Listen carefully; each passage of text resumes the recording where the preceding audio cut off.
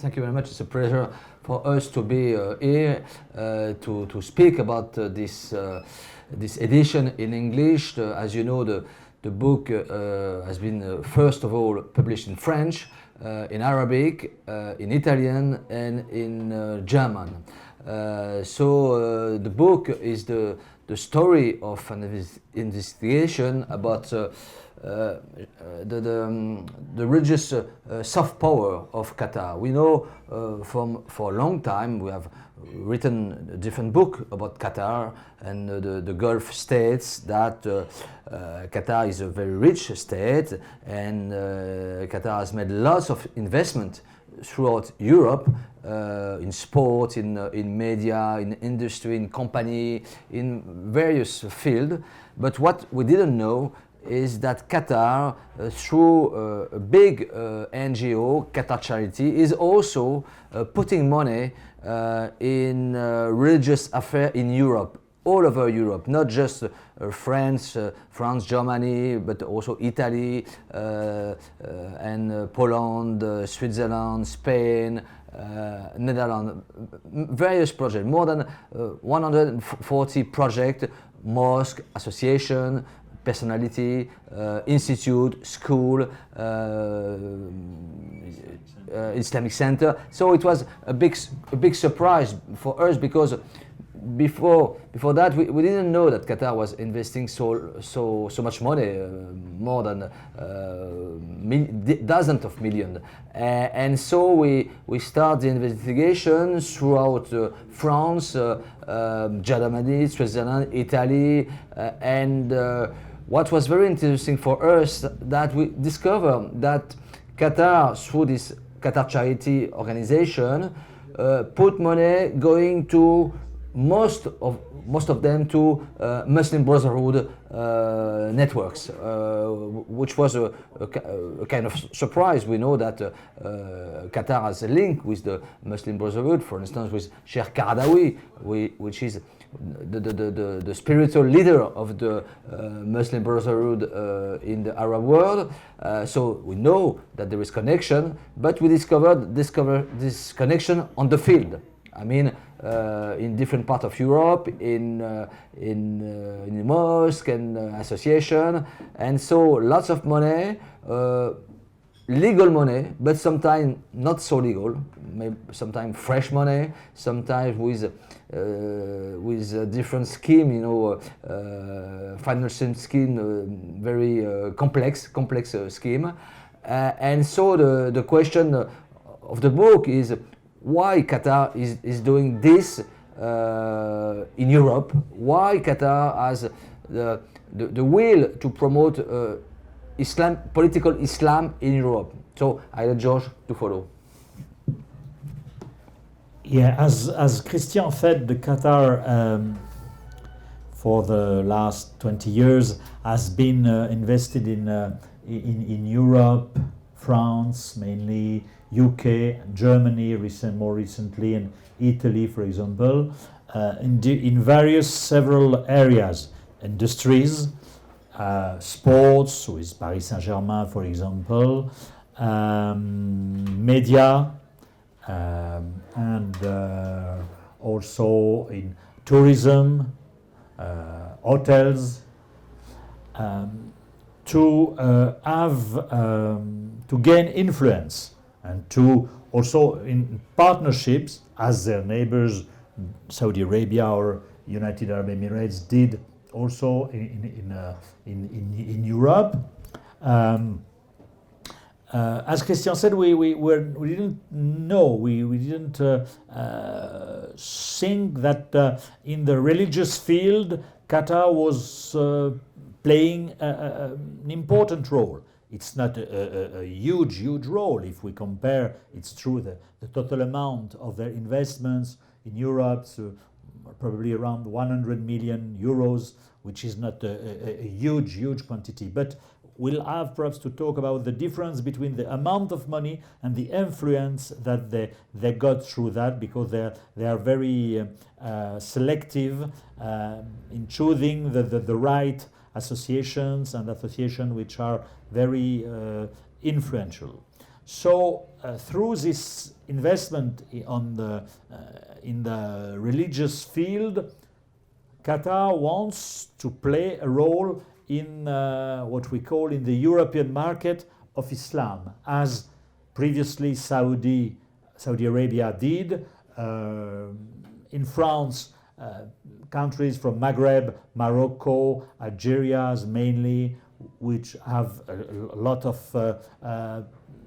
locals originally from French citizens originally from this country, and more recently also Turkey. So Qatar, as Saudi Arabia and this country I was talking about, wants to play a game in this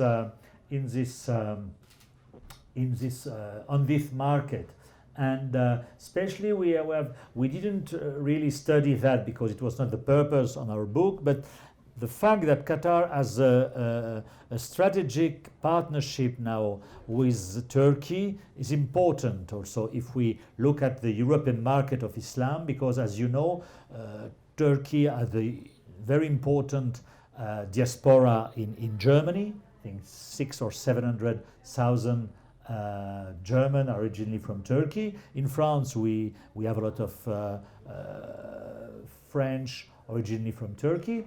And this connection is important because it gives them more power.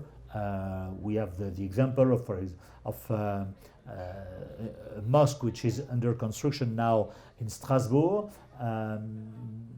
built by the Miligorish Association, and there was last year. It's not written in our book because it happened after the publication of Qatar Papers, but Miligorish Strasbourg went to the responsible of Miligorish Strasbourg went to Qatar and to Kuwait also last year ago to try to get some money in order to finish the building of their mosque.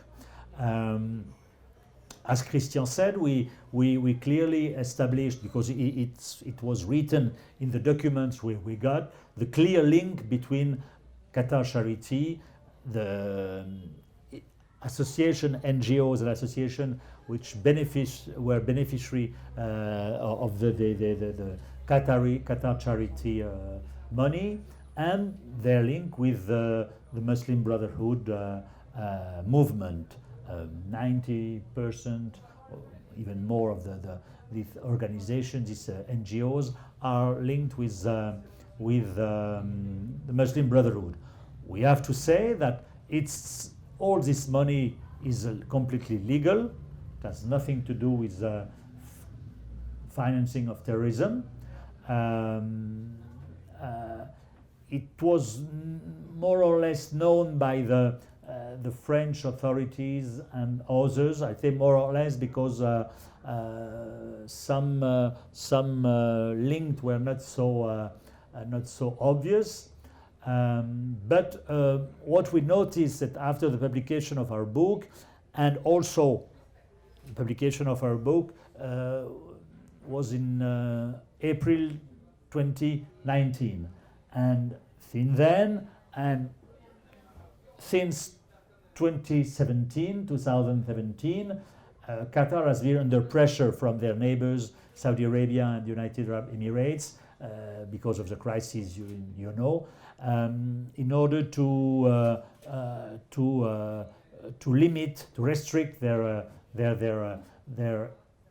help to the Muslim Brothers. So they drew the lessons, and we noticed that in Germany, for example, in Switzerland, in France, after the publication of our book, Qatar Charity stopped financing some project in La Chaux-de-Fonds in Switzerland, in Mulhouse, the biggest mosque in Europe, An-Noor Mosque in Mulhouse. They stopped also some financial participation in Germany. So voilà, they had to backtrack a little bit.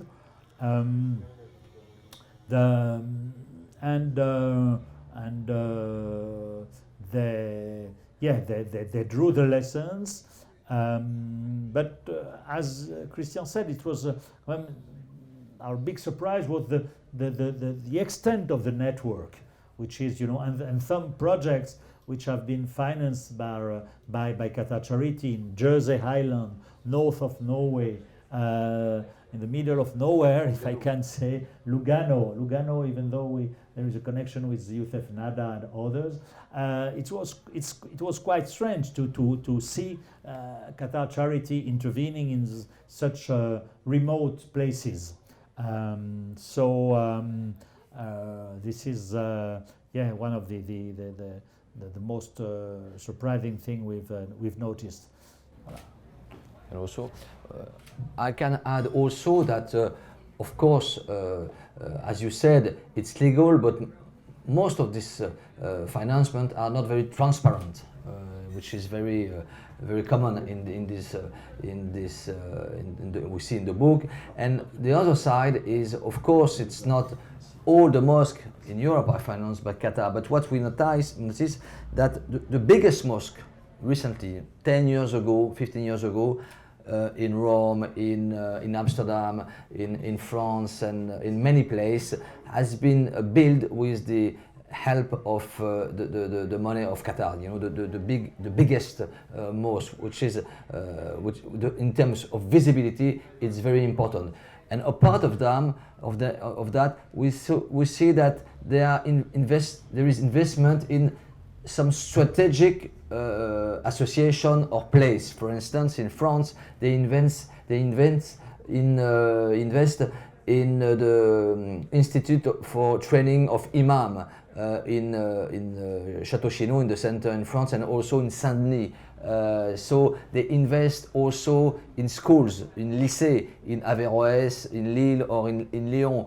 So it's not just, and in personality, for instance, Tariq Ramadan, we know is financed by Qatar. So it's not just I'm paying some mosques, some works. No, it's a project, it's a network with lots of ramification, lots of wings, going, as we said, from Spain to Norway, to Jersey, to Ukraine. So it's not something small, even if we are talking about 140 million of euro, but the place where the investment goes, the project, the biggest one, for instance, is in Mulhouse. Mulhouse is the biggest project of the Qatar Charity. Is a project of 30 million of euro.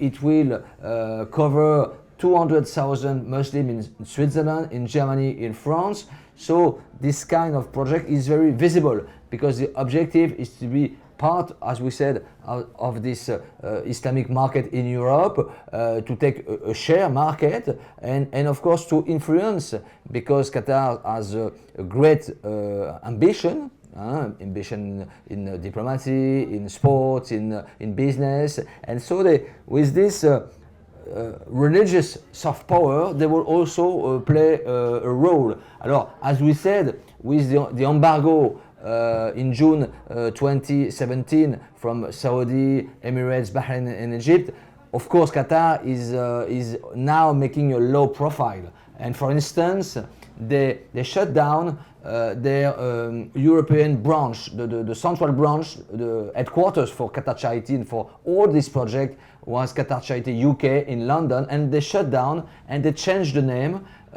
in Nectar Trust. So they want to be very low profile because they know that this kind of revelation or subject is a very bad publicity for them. So now they try to be more less visible. So there is another strategy to be more low profile, because they know that they are playing with fire, and especially now with, as we said, with Turkey, and we have the feeling that there is a kind of alliance between the wealth, the money of Qatar and Turkey.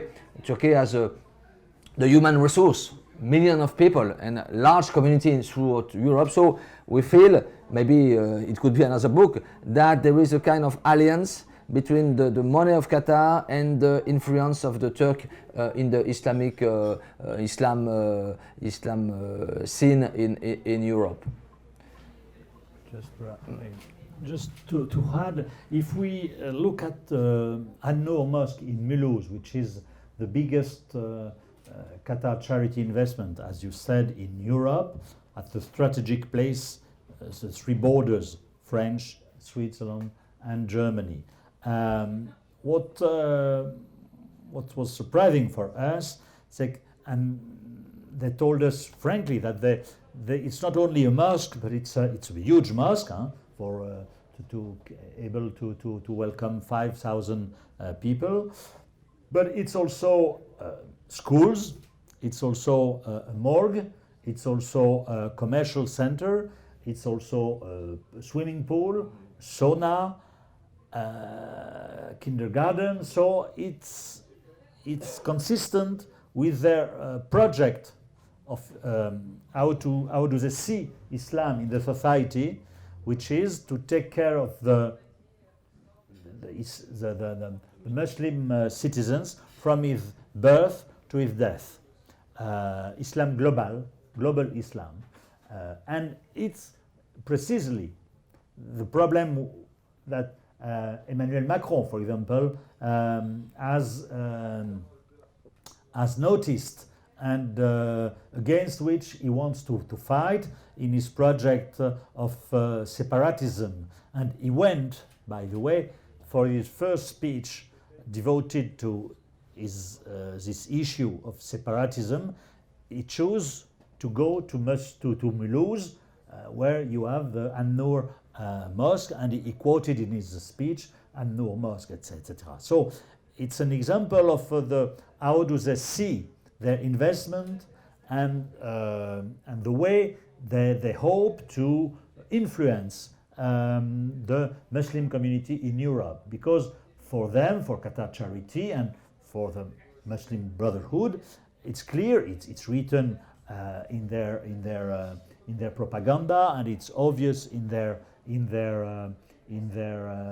beliefs that they have to help the Muslim community, which are living in minority in Europe, in order to help them to keep their roots, to keep their Islamic heritage by education, by social help, but mainly education. By education, in Germany, for example, they emphasized a lot.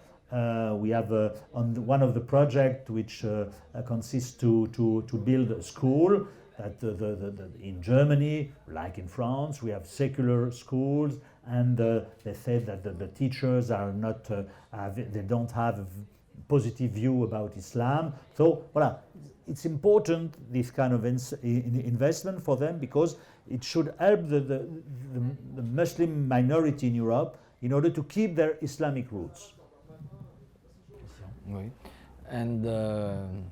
And so if we come back to what makes the interest of the book, is that we publish all the documents we have, and inside documents, I mean check, banking account, banking transfer, letters, mails.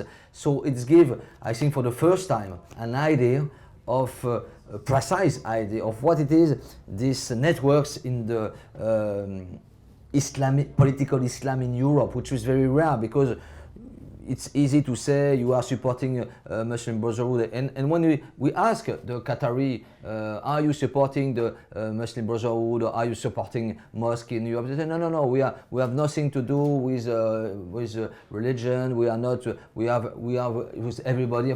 We are completely white, and so we give the evidence that. With document, and there is plenty of document of, as I said, letters, mail, bank account, and check, etc.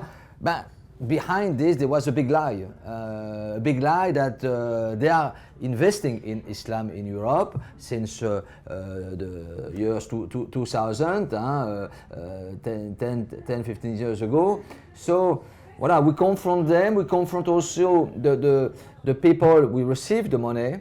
And we make the investigation on the ground, and sometimes they say no, we don't get anything from Qatar. And when we talk and we show them the evidence, the letters or the bank account. They say, yes, well, we get money. So there is what we call a double language also, and especially in Europe. And they are saying things in Arab, for instance, and in Arabic, and saying other things in French or German or English. So this is why it's very.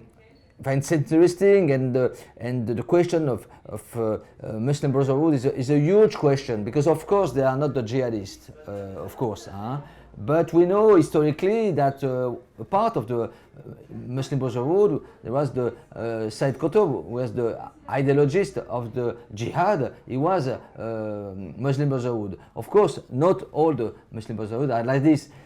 But they are in Europe now, and they are occupying center of influence. This is the ideology of Hassan al-Banna, the founders of the Muslim Brotherhood. Say you have to go inside the society, go in the association, in the town, in syndicate, everywhere to influence. And so it's a soft influence, but there is a real influence. As we say, Macron, for instance, the French president, is very aware about this, because at the end of the day, they are promoting their own society, a distinct society of the European one. So you are living on the margin, and you have your own law, your rules, and you are completely different. And so what we call le vivre ensemble, living together in France, but it's a big challenge, because if you live with your own doctor, your own schools, your own everything, so it's make a problem, and especially when your financement are not very clear, not transparent, not illegal but not clear, because we show in the book that some finance came from Doha to one association, and this association give the money to another one, etc. They are also buying, immobilier, real estate property to invest, and after to make some revenue. So it's, as I said, it's not just sending some money there and there. It's a project. We show in the book. It's for all Europe. It's not just for France or Germany. It's all Europe, in some place very strange or bizarre, like Jersey, as I said, Lugano, in the north of Norway. So place we didn't expect that Qatar will be interested in putting money. So it's a huge question. We asked the Qataris. They said we have.